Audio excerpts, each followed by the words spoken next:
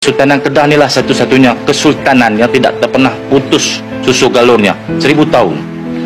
Sultan Kedah Duli Yang Maha Mulia Tuanku Sultan Al-Aminul Karim Sultan Salahuddin ini Sultan ke-29. Peristiwa penjajahan Francis Drake dan penipuan British kepada Kesultanan Kedah tahun 1786, 1821, 1863, 1923 berlaku pada ketika pemerintahan Sultan Kedah ke-20, 21 dan 22. Tak jauh daripada kita. Kalau tengok apa yang British buat pada masa itu, sehingga mereka dapat ambil Pulau Pinang menjadi negeri selat. Saya rasa semua orang Kedah kalau baca cerita tu mereka akan menangis. Saya pun kalau baca balik, saya sebut kat tuan-tuan balik pun sebut juga sejarah derita yang terpaksa dilalui oleh rakyat Kedah dan Kesultanan Kedah akibat daripada Pulau Pinang. Daripada tahun 1786 sampai tahun 1821 apabila perang musuh bisik tercetus. Pada masa itu, para pengkaji sejarah menganggarkan penduduk negeri Kedah berjumlah 60,000 orang. Selepas perjanjian Pulau Pinang, Inggeris pun mengaku kata dia nak tolong kita, lindung kita pada serangan Siam apa semua ni. Padahal Inggeris tak tolong, padahal dia tolong Siam pula dibagi senjata. Penduduk Kedah selepas perang musuh bisik tinggal 6,000. Hal lain tu dibunuh dengan kejam, disembelih, dibelah perut, kanak-kanak dihampuk ke pokok, dihimpun dalam perahu, dihanyut dan dibakar. Kejam. Dia tulis butchered. Butchered ni macam sembelih lah. Berpuluh-puluh ribu rakyat Kedah. Jadi derita tu masih bernanah.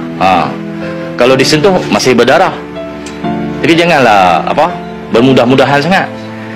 Kedah pun ada sentimental dia dalam semua peristiwa sejarah tu. Takkan nak suruh kita lupa macam tu. Apa kekejaman, penipuan, penindasan, kezaliman hingga Sultan terpaksa tinggal di dalam perahu di Kuala Sungai Merbuk sampai tak boleh nak buat apa. Dia kata kalau nak suruh saya surrender tak, kalau nak penggal saya sila penggal. Tak boleh buat apa. Pada masa itu kekejaman dan kejahatan British. Ada Datuk Seri Anwar kata kalau kita ungkit ni semua, Siam akan ungkit juga perjanjian Siam di atas Kedah, pemilikan Siam ke atas Kedah. Seluruh dokumen ahli sejarah dan penghakiman pada tahun 1906 dalam kes Tengku Saat yang menentang Siam dalam pendakwaan ke atas Tengku Saat kerana perangan Siam tu, dia dibicarakan 1906. Hakim pada masa itu mendapati Kedah ni sebenarnya negeri berdaulat dan tidak ada satu dokumen pun yang menyokong bahawa telah berlaku satu pemerintahan efektif Siam ke atas Kedah dari tahun 1821 sampailah sekarang. Tak pernah berlaku. Pada waktu dikatakan Kedah dijajah oleh Siam tu pun semua pentadbiran dilaksanakan oleh Sultan Kedah.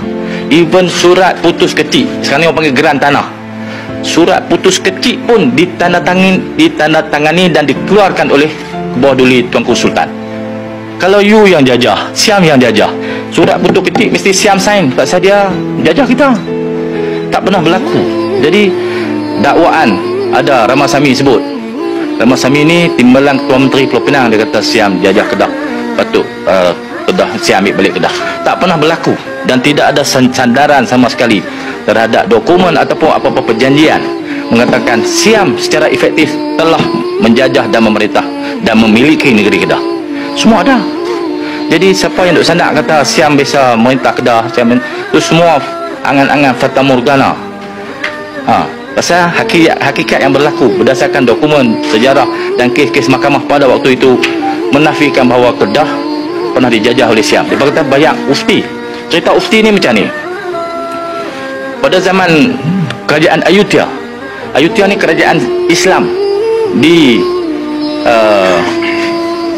Siam lah, di Thailand sekarang ni lah, Ayutthaya, kerajaan besar. Kerajaan Ayutthaya ni sistem pemerintahan bergilir-gilir antara negeri-negeri Islam. Pada masa itu dia bergilir menjadi sultan kerajaan Ayutthaya, termasuk Kelantan, Terengganu semua ni menghantar bunga emas sebagai tanda persahabatan dengan kerajaan Ayutthaya.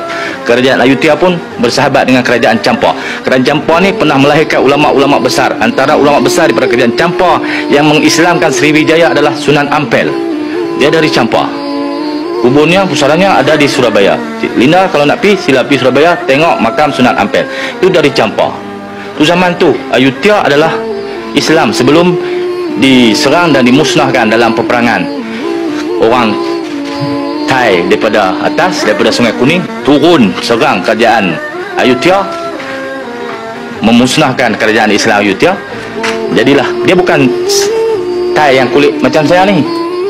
Thai kulit putih macam dia ni. Tahu? Dia ada Thai ada dua kan? Dia bagi tengok. Macam Taksin, putih. Dia Cina. Cina Thai. Thai macam saya ni tak. Tu Cina. Yang serang Kedah tu pun Cina tu. Ni Thai kulit putih tu. Daripada Sungai Kuning. Baca dokumen sejarah. Jadi kalau pembayaran ufti bunga emas kepada Ayutthaya tu tanda persahabatan. Bila orang pada Sungai Kuning ni menguasai Thai dan memusnahkan Ayutthaya, dia paksa bayaran bunga emas, dipaksa. Tapi tidak pernah berlaku kerajaan yang efektif. Untuk kuliah sejarah berikutnya panggil saya pitang lain, Pak.